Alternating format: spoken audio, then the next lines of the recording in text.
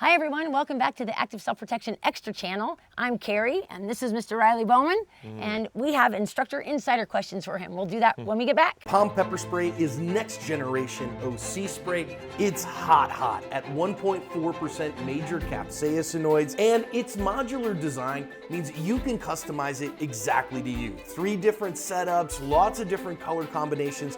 You can make it exactly as you like. And the flip top safety prevents accidental discharges. It's 10 to 12 foot range and 25 half-second blasts. Make sure that you can keep that long range eye poke at long range.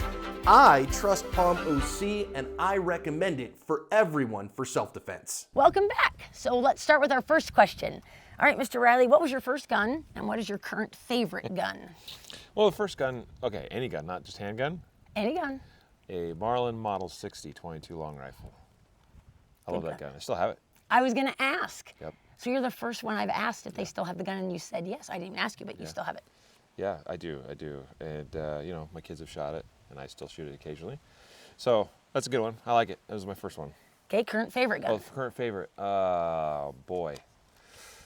You know, it kind of fluctuates from time to time. I'll go with, I mean, currently I've been shooting a lot the P365X Macro. Okay. I quite like it. So Good. I'd say right now that's been floating my boat. Okay. But again, it changes from time to time. Sure. Yeah. Okay, good stuff, thank you. Yeah. What is one helpful hint that you can share with instructors just starting out? I would recommend that you find somebody that you can mentor under and study under. Like, I wish that I had done that more and sooner in my own journey. It wasn't until much later that I was like, I wonder who I could go learn from. Yeah. And I got way more out of it and much more quickly, sooner, you know, once I started, you know, finding good mentors. Yeah, man, it makes all the difference in the world. Yep. I wish I'd have started it sooner too. Okay, next question. What is the best piece of firearm or protection related advice that you've received? Best piece of firearm or protection related advice you received. It's been a long weekend. I'm trying to make sure I'm parsing through the language here. So make sure your gun works. That's really important. And works with whatever ammo you have. Correct. Yeah, like whatever the situation, context, circumstances that you're going to be using that in, it's got to work. Yeah. Because there's no sense in having a gun that doesn't work.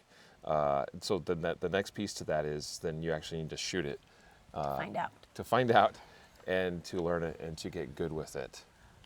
That makes sense. That applies for just personal protection, but also competition as well, huh? Oh, absolutely. Yeah. I mean, I don't want to be on a competition stage and not have a gun that have a gun that doesn't work. I see competitors that, you know, have finicky guns, and I'm just like, man, I'm glad the gun I shoot doesn't have, you know, ammo sensitivities and things like that, you know. So, or that I have to like break down my magazines between every stage and clean them, and, you know, like make sure it's dripping with oil or whatever, you know. So I like a gun that is reliable and works. And runs with all the ammo all the time. Yeah. Good stuff. That's good advice. It's simple advice. But it's good. All right, last question. If you could train with anyone, living or dead, who would it be? Firearm training? It could be any type of training. I'll give you 2 things. Okay. Number 1, I would say, so I'm gonna pick 2 dead guys. Okay.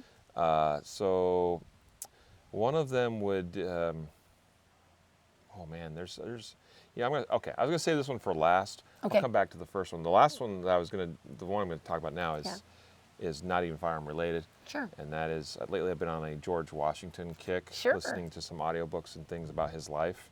And I'd love to go back and study the man and learn from the man. Like I've been learning a lot about, you know, the kind of leader he was and the leadership traits he had. And I think there's a lot of things there leadership-wise, but also just the way he lived his life that, you know, would benefit just about anybody if they, you know, followed the man and kind of tried to live like him. Sure. So that would be someone I wish I could like train with, but obviously it's not a firearm context. So firearm context, there are people that, you know, have passed on that I wish I had the opportunity to train with, that I regret not having that opportunity.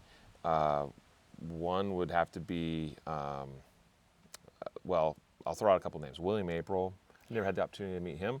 and get to train and learn from him. And certainly he left, I think, a legacy Yes, in the thank firearm goodness. community. So that would be one.